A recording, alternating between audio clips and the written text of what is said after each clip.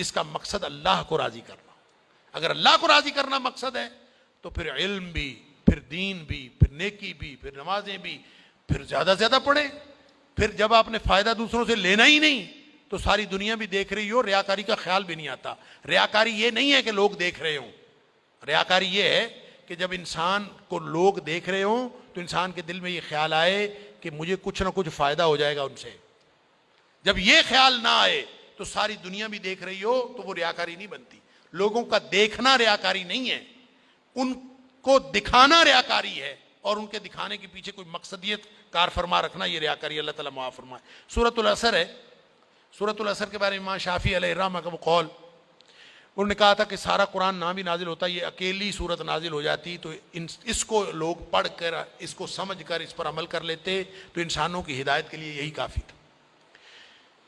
والعصر ان الانسان لفی خسر، زمانے کی قسم ہے ہر انسان گھاٹے میں، لہذا آپ کیلکولیٹ کر لو.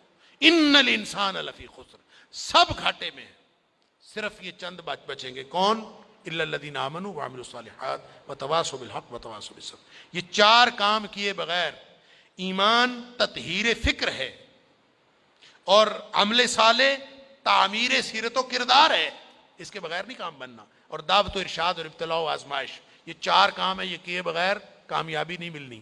یہ بہت مشکل کام ہے، لیکن میں اس کو آسان کر دوں. اللہ نے بھی آسان کیا ہے. آسان پتہ کیا ہے؟ کہ جب پتہ چل گیا ادھر خسارہ ہے ادھر منافع ہے، پتہ تو چل گیا نا. تو جس دن پتہ چل گیا کہ ادھر خسارہ ہے ادھر منافع ہے تو منافع والی طرف قدم اٹھا لینا، باقی سارا کام اس کا ہے.